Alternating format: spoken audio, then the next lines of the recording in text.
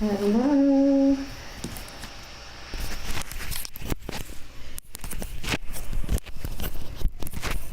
Good morning, good afternoon, good evening, welcome.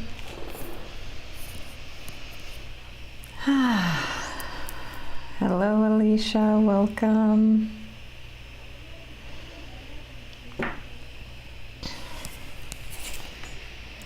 Let's get things settled here.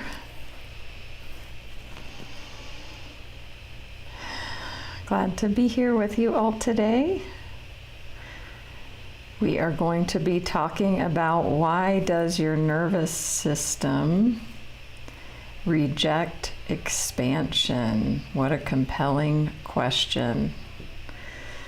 And before we get into that, of course, we will give a few minutes, a little bit of time for people to join in. So if you care to say hello, say where you're joining from.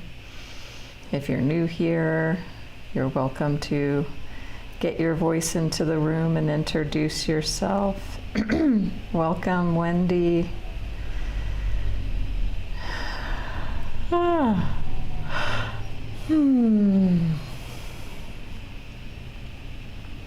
So I want to just, meet you wherever you are right now and invite you all just to slow down for a moment and pause here as we gather together, gather our attention, our energy, and just take a few breaths. Welcome, Pamela. Let's take a slow, mindful breath in through the nose. Exhale through the mouth with a sigh, and do that again.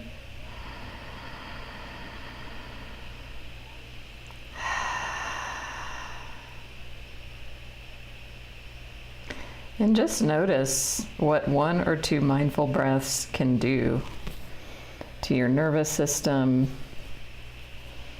to your body.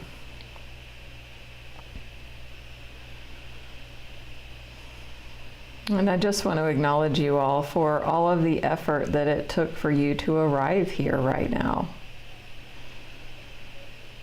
You had to notice that there was an event, possibly you RSVP'd, or maybe some of you put it into your calendar, or maybe it's just very random, you stumbled upon it. Or maybe you have a great internal calendar that you know and remember things. And regardless of any of that, it took effort for you to be here now.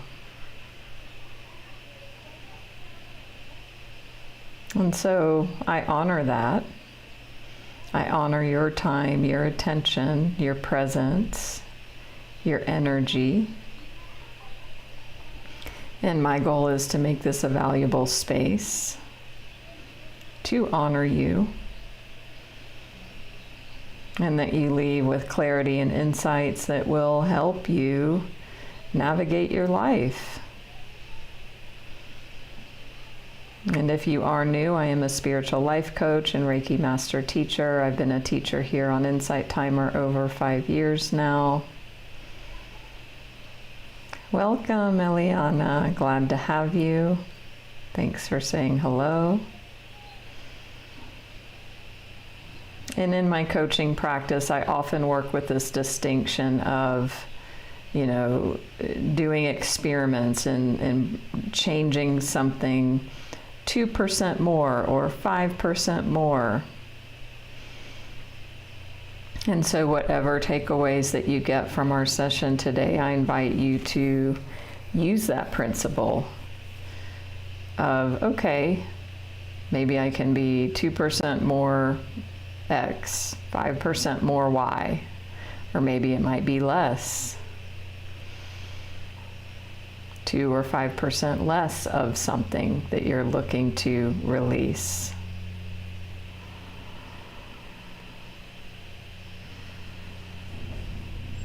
And so if you are new, my name's Natalie. I am a spiritual life coach and Reiki master teacher, as I said. If you care to give me a follow here in the app, that does help me to grow, help me to get, reach more people here. I also have this live streaming on my YouTube channel, so hello if you're joining from there. And all of my replays are there.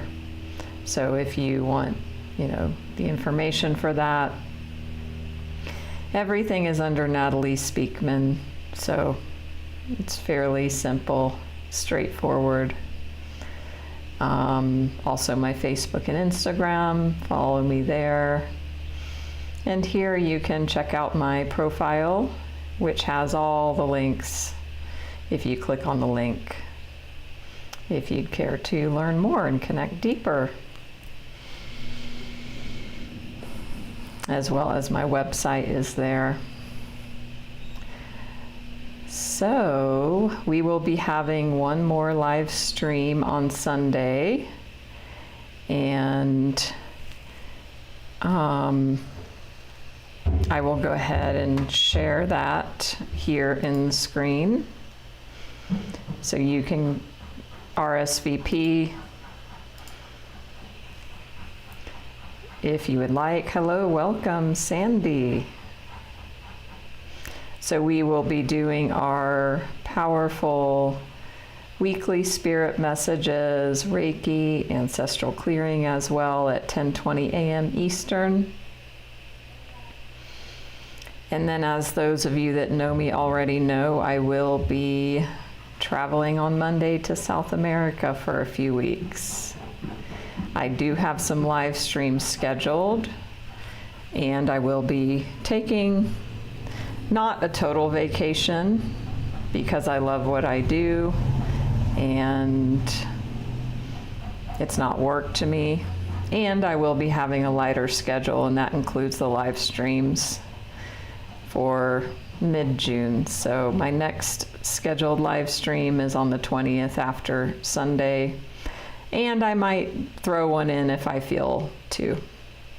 I will be 50 next week, so yeah, I thought about maybe having a birthday live, and I'm gonna land in Peru and see how that all goes and flows. So stay tuned. You can join my group here in Insight Timer, Natalie's Healing Circle, as well, to stay connected there. All right. Thank you, Alicia. Are there any other fellow Geminis in the house? Sun, moon, or rising, or major placements? So for those of you that know astrology, there's a thing called Chiron. And in astrology, Chiron in your chart shows where you are wounded and the wound that your soul came in this lifetime to heal. So it's always a very painful placement because that's the purpose, and it carries within it possibility for transformation, deep transformation. And it takes 50 years to go wherever it goes. It's like an asteroid. It's not a planet. So it goes and does whatever, but it takes 50 years. So around your 50th birthday, you will have your Chiron return. And it's usually unpleasant. So I looked at mine, and it's coming like 10 days after my birthday. So that's life. It is what it is. If anybody knows their Chiron placement, drop it in the chat. And what we're going to be talking about, as I said, is our nervous systems in our bodies, in our physiology, in our wiring. And why does this, why do our nervous systems reject or get scared or don't like expansion? And this is something that I work with my life coaching clients with all the time. Hey, Jacqueline, welcome. Glad to have you. And the way that makes the most sense is, you know, if there is a change that you want to create in your life, it's going to require you to do something differently than what you've done before. It may require you to do things you've already done, but in a very bigger way. Or it might be doing things completely new and outside of your comfort zone. And although those things will expand you and that they are positive, it might be success in career or money or love, or even if you've had a chronic health issue that's suddenly healed. Even with the good things, our nervous systems can go into fight or flight mode because it's unfamiliar and it's uncomfortable.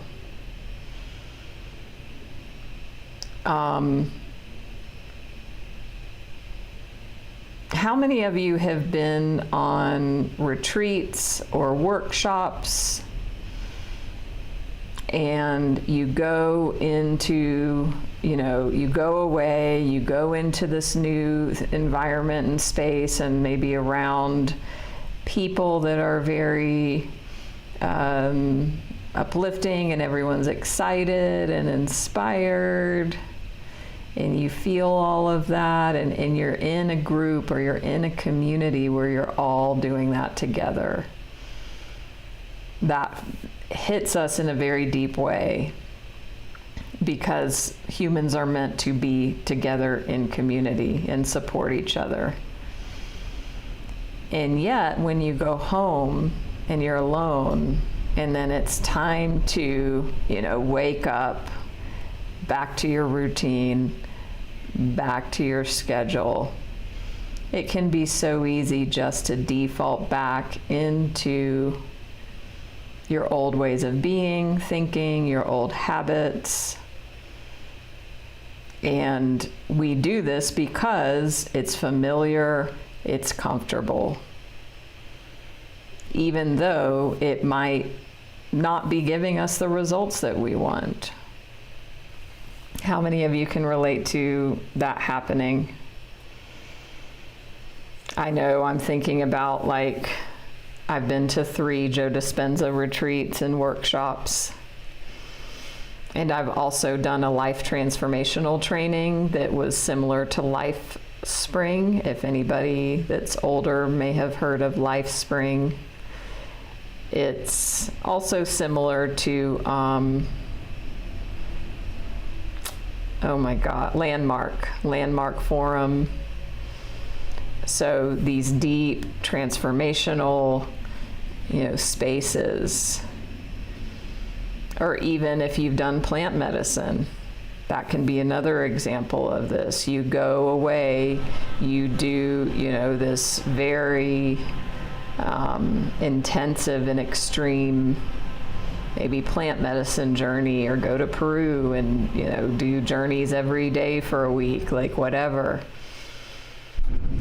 But there must be an integration process afterwards, because it can be so easy when you get back into your old environment that you go back to your old ways because it's comfortable and familiar and safe, and you know the version of yourself that lives that life.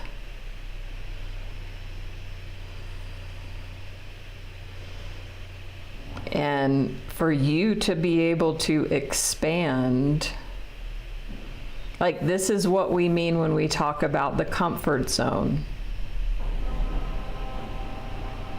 You know, in my work as a coach is to help people expand outside their comfort zone in order to create different results in their life. If it is, you know, very tangible goals that, you know, like making X amount of money or new career or up-leveling business or health, love life, either creating a partner or maybe leaving a partner, as well as the inner work of shifting that relationship with yourself. And so, you know, every time there's this edge, this growing edge, where you come up against your stuff. And your nervous system and your mind is like, wait a minute, it sees it as a threat. It feels unsafe, uncomfortable. And so it can be so easy to be like, wait a minute, let me go back to the familiar and the known. I remember I was in a relationship in another country with somebody. We were living together. So it felt very extreme because it was like in this foreign country, and it was very intense, and I wasn't happy. And then I went away on a trip for 2 months, traveling in Asia alone. So I got space and distance from my living situation, from that relationship. And when I got that space, I saw I did no longer want to be in that situation anymore. And yet, guess what happened when I came back 2 months later? I settled back into my comfort zone and didn't feel like it was so urgent to leave. My nervous system had acclimated back into that familiarity. So I always tell people that I work with that change requires the following. Either your current situation becomes so intolerable that the pain and suffering of keeping things exactly as they are is unbearable and you can't take it anymore. And then that pushes you to change and do something different.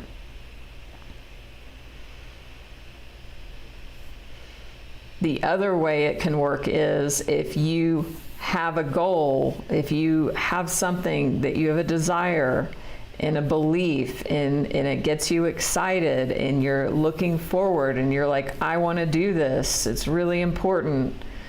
I'm committed. Then that vision will pull you forward. So the pain pushes you, or your vision pulls you forward. And as you can guess, it's much easier to go with a vision pulling you forward. But the issue is, and the problem is, if you feel stuck in a pattern, in a belief system, in an identity,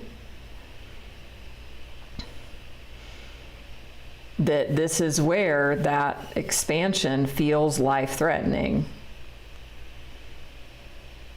It threatens your identity of who you believe yourself to be. So if you believe yourself to be somebody that's not a success, or somebody that's chronically ill, or somebody that's chronically late, or can't hold a job or a relationship, and then you try to take action contrary to those beliefs, your body will signal you, this is scary, this is uncomfortable, this is a threat. And this is where self-sabotage comes in. And then it's like you make a change, then the nervous system feels threatened because it feels unsafe. I mean, and the ego as well. And then you do something to sabotage it, and then you contract back into that safe little bubble of what's familiar and comfortable. Oh yeah, this is why this always happens. I always do this. I never do that. Then we make judgments about our beliefs and who we believe ourselves to be. And then we validate that. Oh, I knew this was going to happen. I knew it was too good to be true. And then we get further mired in and stuck. And then it solidifies more this caricature of a belief of who you believe yourself to be. And it strengthens that in a negative way. Hey, Karen. Hi, Swissar. Welcome.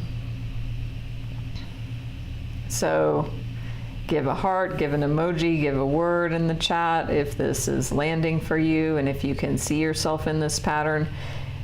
We all have this in some degree or another. My most stark example is my recovery in alcohol and drug addiction. I mean, that's a very extreme example of what we're talking about here. Because, as an addict, it's such an extreme personality, right? Because the things we have to do as addicts are so crazy, are so out of integrity, are so over the top, for a lot of us. If you are an addict or an alcoholic, maybe if you're functional, then it might not show up so in your face. But for me, it was. Everybody that met me knew I had a problem, and I did as well. I was on a call with somebody earlier who I'm working with, and them getting clean and sober, and we talked all about this as far as it's this identity and this belief system.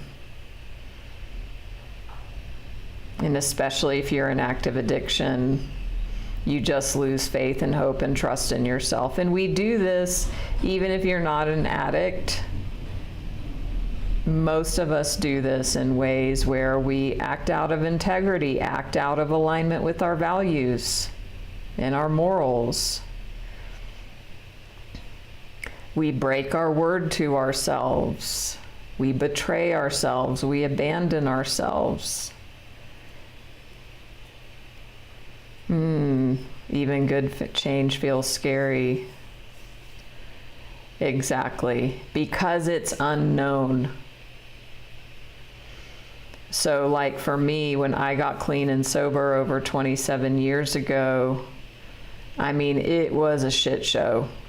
And some of you know some of the details.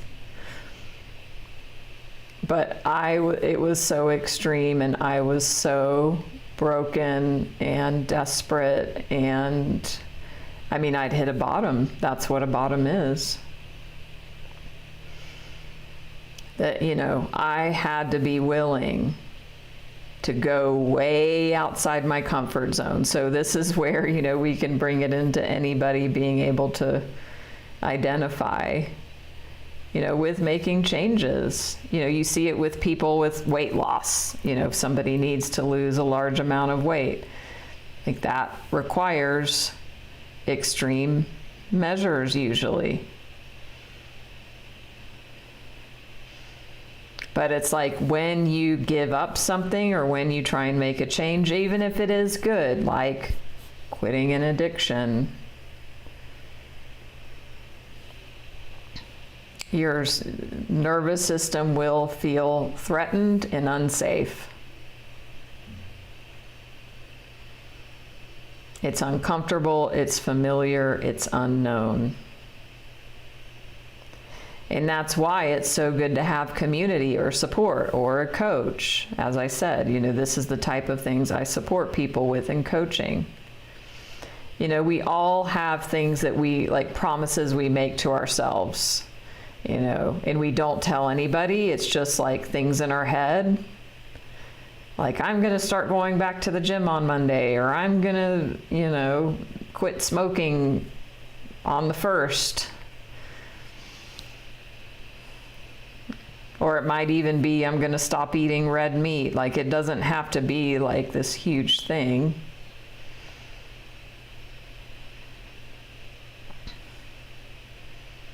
Or the next time they cross my boundaries, I'm going to say something. And then we don't do it. And then we justify it subconsciously by saying, well, nobody knew but me, it doesn't matter, and I've done this a million times before, so what's the difference? How many of you can relate to that pattern?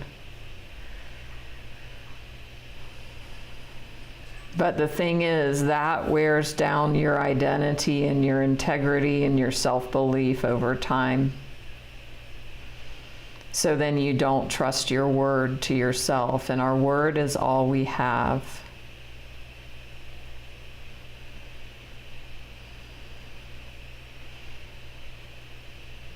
Our word is all we have. And humans lie all the time.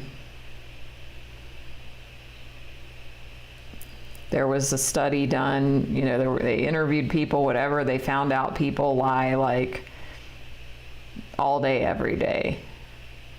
And they justify it. I'll call you, right? Just anything.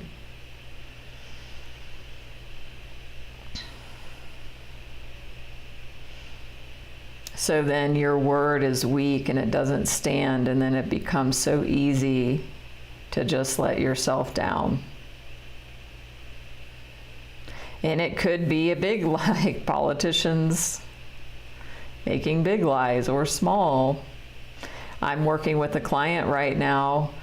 We're in the middle of a 1-year commitment together, and we've stumbled upon this pattern. They did not even see that they have been lying all the time. And it was a blind spot to them. And they justified it. Of course, it does something. We get a benefit from it. It's easier. So this person found it easier to lie than to have to tell the truth and deal with the consequences of that. And it wasn't even like huge things necessarily. It made things more convenient for them. It smoothed things over. And that's a nervous system thing as well. So, their practices and their expansion and their growing edges, not stop lying 100% right now, today, and never lie again. It's like, because it happens unconsciously. How many of you can relate to this? These, quote, little white lies that nobody would know. Nobody would know the difference. Yeah, I'll text you next week, or let's have lunch, and you never follow up. Even that, it's not necessarily a lie, but if you don't follow through on that, it's not in integrity. You're breaking your word. So I invite you all, I mean, this is coming up for a reason, that you be very mindful of your words. I mean, we've all heard this, how powerful our words are, how, you know, what we speak creates our reality, and this is a place where that occurs.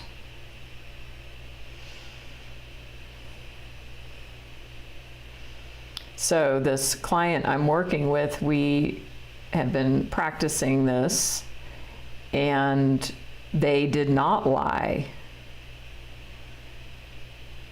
a couple times, and you know, then they had to change the way they dealt with the situation. It complicated things.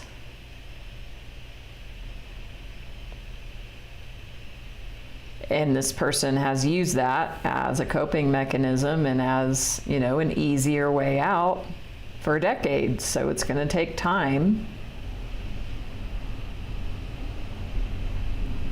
Yes, I was thinking about words are spells, abracadabra, you know, speaking it, we speak everything we speak into form.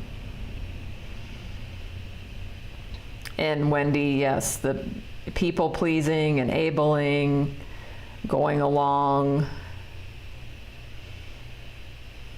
You know, I mean, it really is a form of lying if somebody's like, hey, are you okay with this? And you agree, even if you're not okay with it.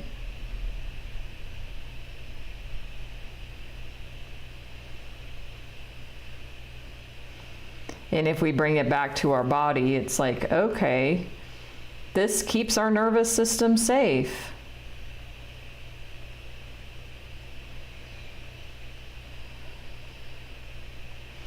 Our longest practiced way of feeling safe. What are your longest practiced ways of feeling safe? For some with addiction, you know, you might numb out with that. Lying in the ways that I've said. Maybe you isolate. Maybe you worry in your head, and that gives you a sense of control and a sense of safety, even though it doesn't feel good. It's familiar and comfortable.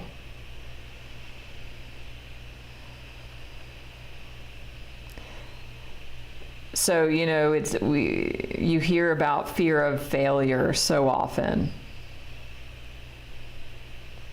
And people say they don't do things because they're afraid of failure. And it's a less popular idea, and it is still out there. Fear of success. And fear of success is equally valid and can feel even more uncomfortable because how many of you have had success? I have. And it can feel very unsettling. It can feel, you know, for me it brought up like anxiety. I couldn't predict what was going to happen. It was a different energy. And it felt unstable.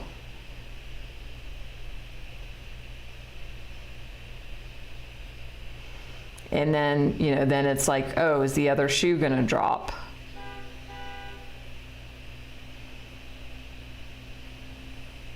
And then that threatens the identity. It threatens the egoic identity. I'm somebody that, you know, I've always struggled. I've never had enough. Whatever the, you know, underlying limiting belief is.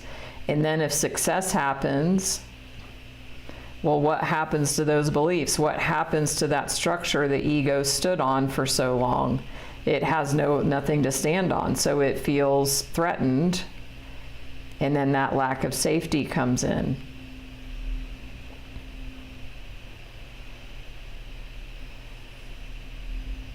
So as I said, these are all of the things that I help people with in my life coaching practice. And those of you that have been around have heard me offer this, and maybe some of you are new here. So I want to offer anybody who has not taken advantage of my visioning process to send me a message just with the word visioning. It is a gifted process, meaning there is no cost for it and there's no expectations of you or of the space. And that you can show up. We will look at, where do these dynamics play out in your life? Where are you stuck in your comfort zone? In your familiar, uncomfortable comfort zone. Let's look at what that looks like for you. How is that impacting you? What do you really want? Where are you tolerating things in your life that you're ready to be rid of and move on from? And then you'll get clear insights and actions to take. So send a message to me here or anywhere that I am, and we will get that set up. Because like you hear this phrase, everything you want's on the other side of fear. And it's true. And it's become such a trite saying that it's lost meaning. And it's true. Like for me, again, the biggest example of my life will always be getting clean and sober from a horrible alcohol and drug addiction at the age of 22. I didn't know who I was without that. I became an addict at 16 years old. I was incorrigible. I got arrested at 17 the first time. I got expelled from school. I was insane. I mean, I was crazy. It was like after school special. I could have been the subject of an after school special for those Americans that are older. You know what I mean?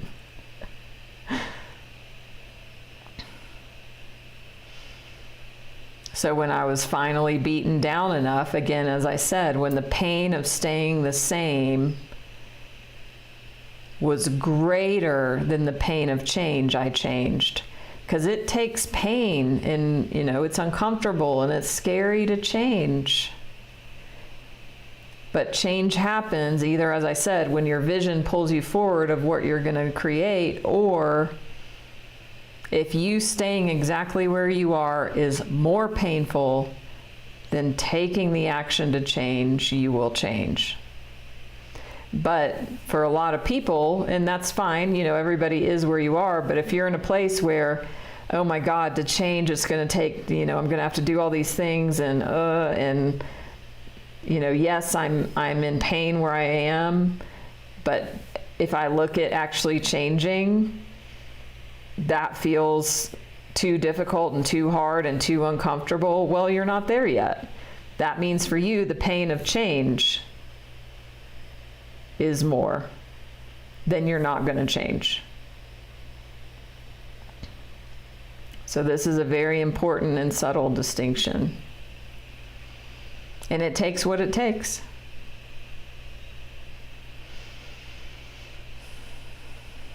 And that's the mechanics of transformation and change. And of course, we can do all of our wonderful spiritual goodie bag of things. We can do the breath work and the plant medicine and the Reiki and clearing and shamanic work, and yes. And it takes you in a moment choosing that next right action.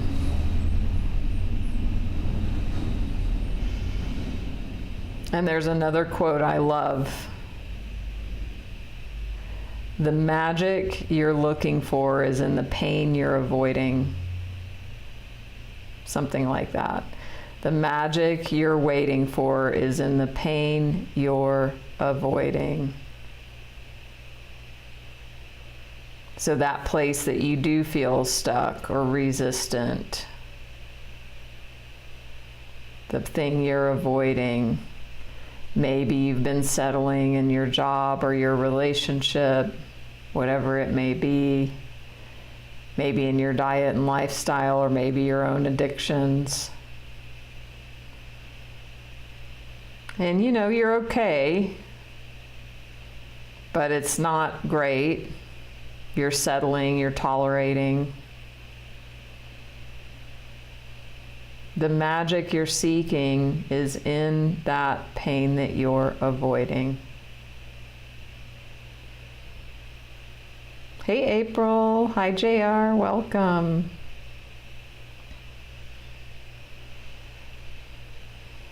So give a word in the chat of what exactly is coming up for you around this, or what area of your life this is speaking to you about. You know, I have this happen in so many areas of my life. The other one is, you know, sugar addiction. You know, I had to get into a lot of pain to be able to be willing to change. And it's hard when it's things that are physically addicting.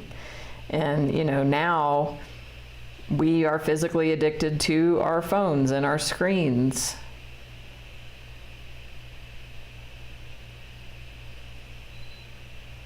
And so that can be a very compelling pull.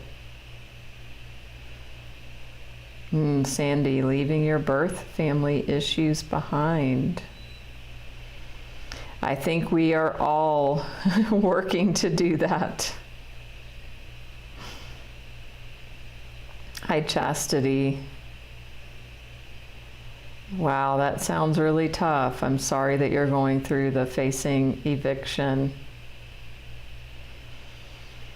You know, not knowing anything about your situation, I wouldn't be able to comment. And, you know, I say this often, that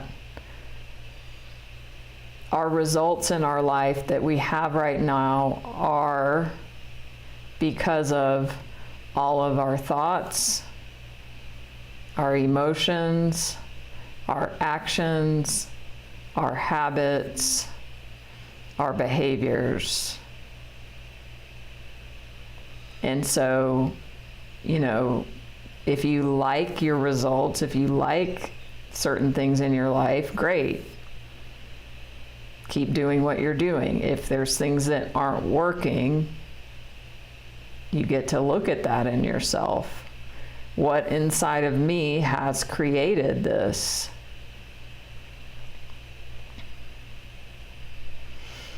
And sometimes it might be very easy to see. And sometimes it might be those subtle underlying limiting beliefs and subconscious programs that come from childhood.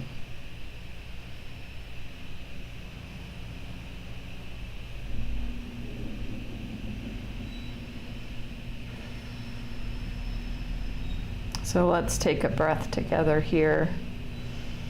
And you know, in my sessions with clients, we do that as part of the coaching process. I'm not a traditional performance coach where it's like motivation and accountability and let's do the thing. I mean, we can do that, and I do that, and that's not all we do. We dive deep.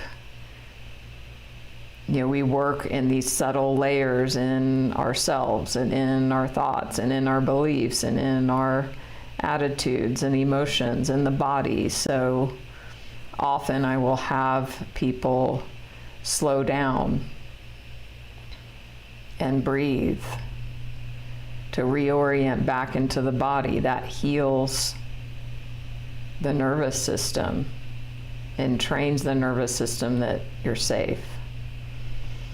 So if this is bringing up, you know, your stuff, if it's causing you to reflect on those things that may feel like pressure points, it can be a very simple, subtle step and a very powerful step just to come back to your body right now and just breathe.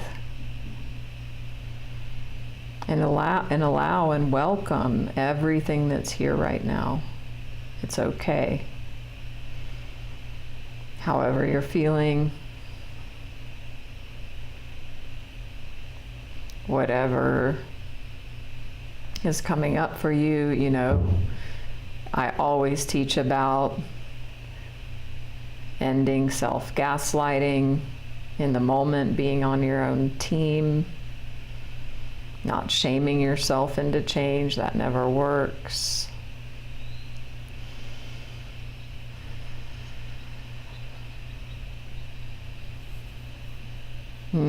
Thank you for sharing, Chastity. And you know, I acknowledge you for sharing openly in our session today.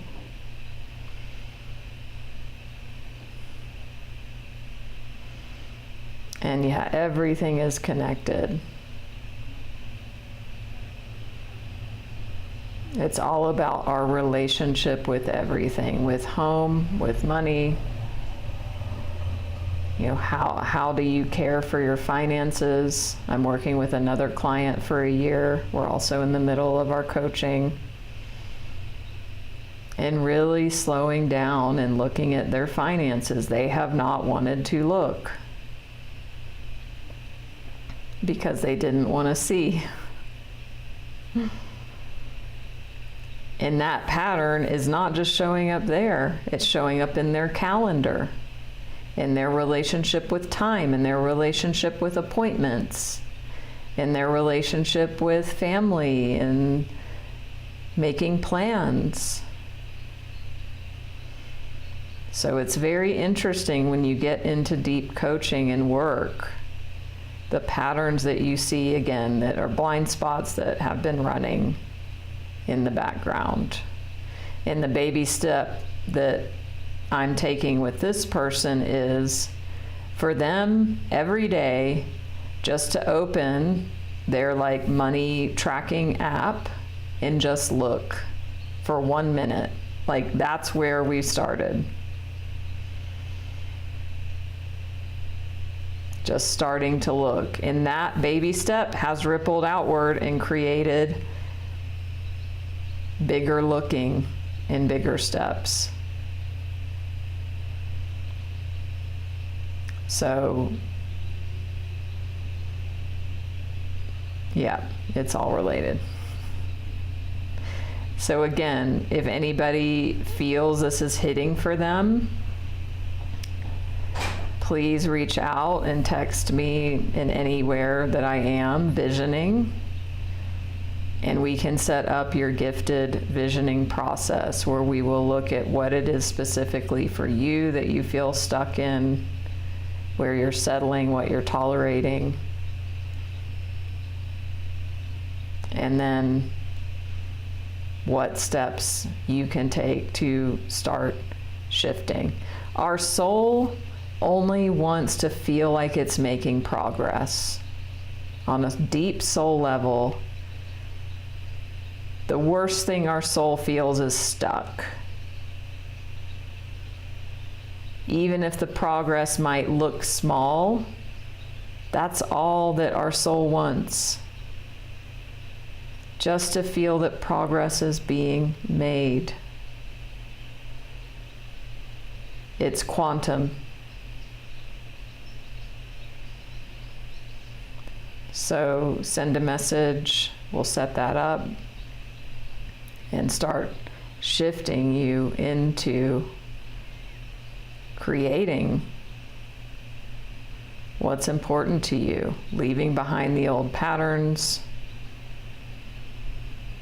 the things that aren't serving you, that are causing you pain and suffering, and to create freedom and peace and results.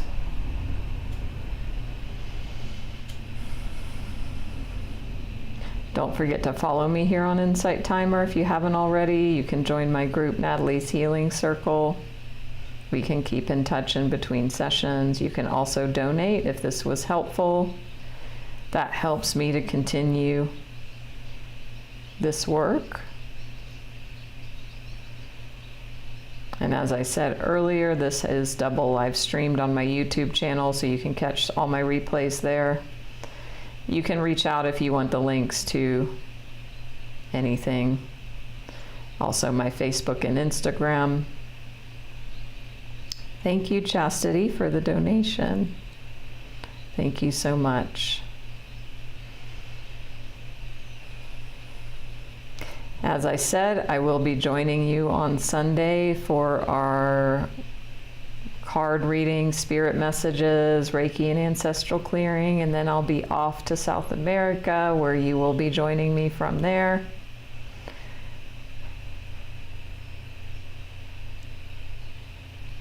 Hi, J.E. Did I already say thank you?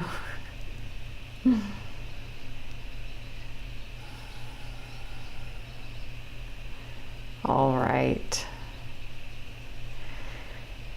So, thank you all so much for joining today. You are welcome. Gracias, Sandy. And I will see you. You're welcome, Karen. I will see you all in just a few short days, 10:20 a.m. Eastern on Sunday. Much love and namaste.